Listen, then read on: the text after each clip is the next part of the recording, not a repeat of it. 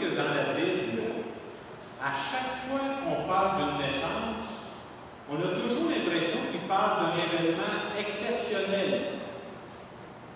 Mais en réalité, c'est vrai. À chaque fois qu'une nouvelle naissance, c'est comme le début d'une nouvelle histoire que Dieu a voulu. C'est pour ça que c'est exceptionnel.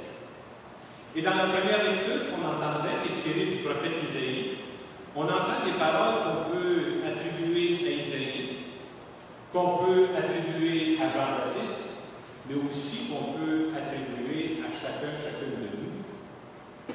Dans la lecture, on disait « Alors que j'étais encore dans le sein maternel, le Seigneur m'a appris. » Oui, j'ai du prix aux yeux du Seigneur. C'est Dieu qui est ma force.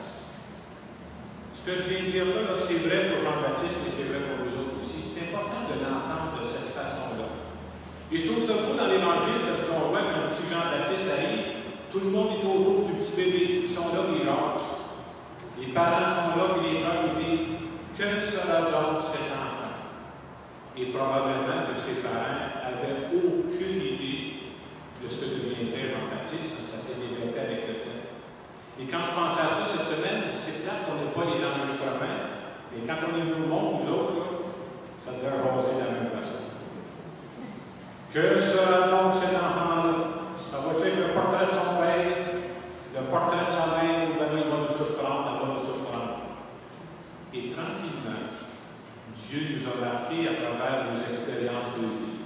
Dieu nous a marqués à travers les personnes que nous avons rencontrées.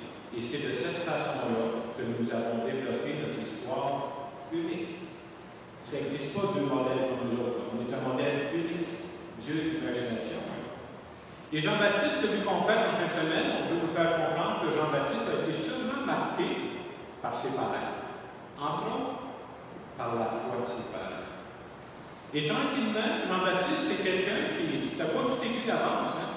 C'est quelqu'un qui, tranquillement, dans sa vie, a trouvé sa voie, sa raison d'être, sa mission.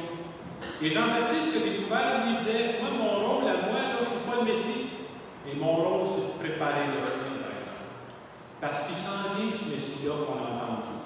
Et ce que Jean-Baptiste voulait, c'est que les gens soient prêts quand le moment arriverait. Jean-Baptiste, c'est tellement vrai qu'il voulait préparer les gens qu'il proposait ce qu'on appelle un baptême de conversion. Il dit, hey, changez-vous, c'est le temps, ça sent.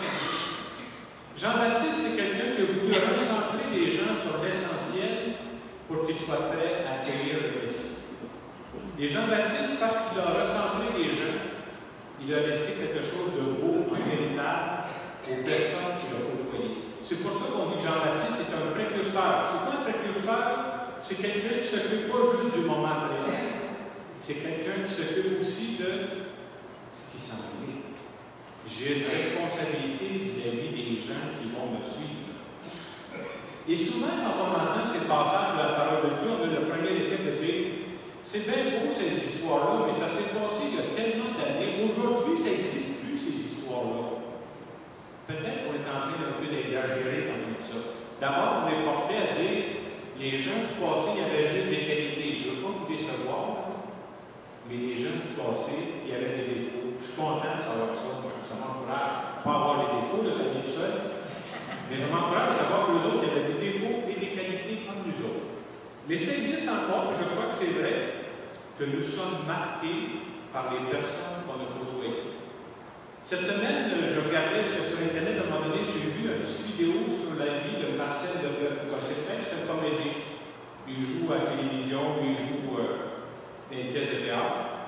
Et Marcel Leboeuf contait dans une petite vidéo que j'ai vue, qui a été beaucoup marqué par des personnages qu'il a rencontrés alors qu'il était très jeune, au primaire.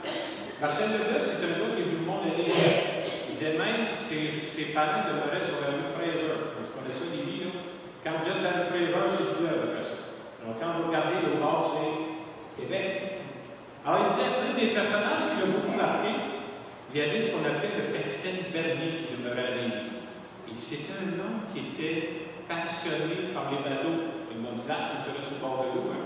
Il dit tellement, je me souviens, j'étais tout jeune, il dit, on rentrait dans sa maison, lui, le capitaine Bernier, là, il dit, quand tu rentrais dans sa maison, l'intérieur de la maison, C'était exactement comme l'intérieur d'un bateau. Pas de malade, pas de vrai.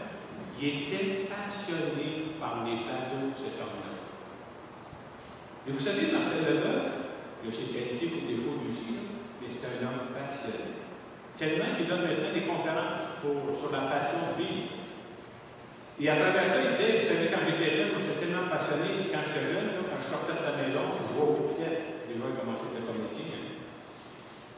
Et si je vous dis que Marcel Leboeuf est un homme passionné, lui-même le dit, vous savez, la passion, là, ça ne s'apprend pas d'abord dans des livres, ça.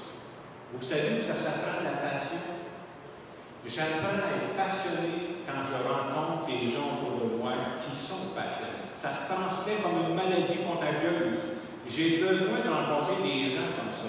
Et si c'est vrai que le capitaine Bernier l'a influencé dans sa passion, aujourd'hui, lui aussi, à son tour, Marcel Leboeuf essaie de transmettre sa passion.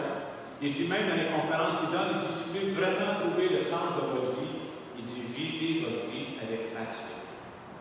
Il me semble que celui qu'on fête en fin de semaine, Saint-Jean-Baptiste, c'est un homme qui était passionné. Et ce que je trouve beau dans la sagesse de Jean-Baptiste, c'est qu'il ne s'occupait pas juste du moment présent. Il avait le souci de préparer les gens à ce qui s'en venait.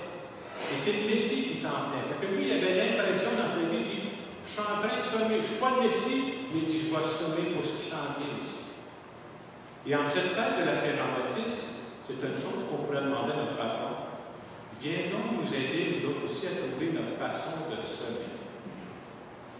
Une des questions qu'on pourrait se demander, à part mon compte à la caisse populaire, qu'est-ce que j'aimerais laisser de plus beau en héritage aux gens qui vont me suivre?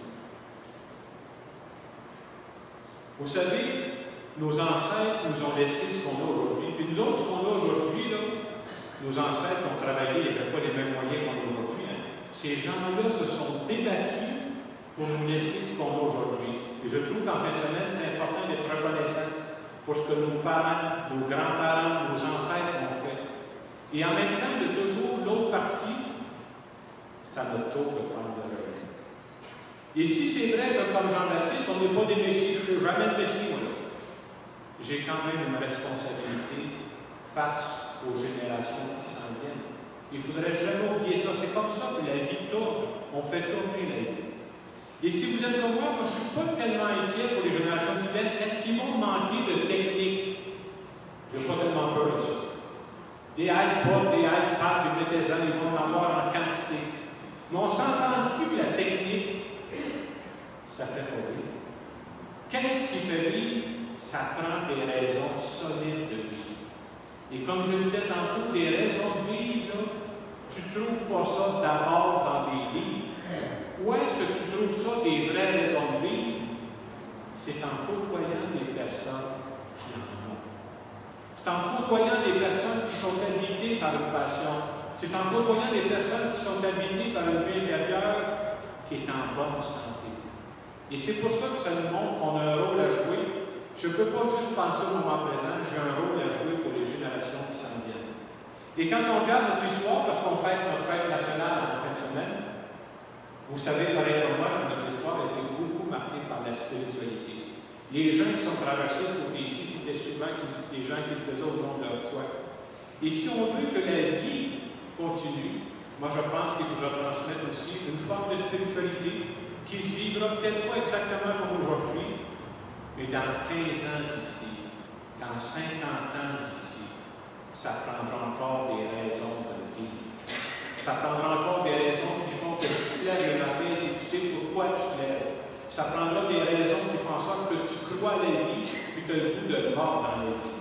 Et ça, on a une responsabilité présentement pour les générations qui viennent. Alors, en cette fête de Saint-Jean-Baptiste, j'aurais le goût qu'on demande dans notre prière à Dieu, par l'intercession de Saint-Jean-Baptiste, viens donc nous inspirer des façons de transmettre ce qu'on a de plus beau à l'intérieur de nous pour les gens qui s'en viennent. Alors, je vous laisse quelques moments de silence pour vous demander qu'est-ce que vous aimeriez de laisser de plus beau en héritage à vos proches, à vos enfants, à vos petits-enfants et à vos amis. C'est une responsabilité qui nous est confié.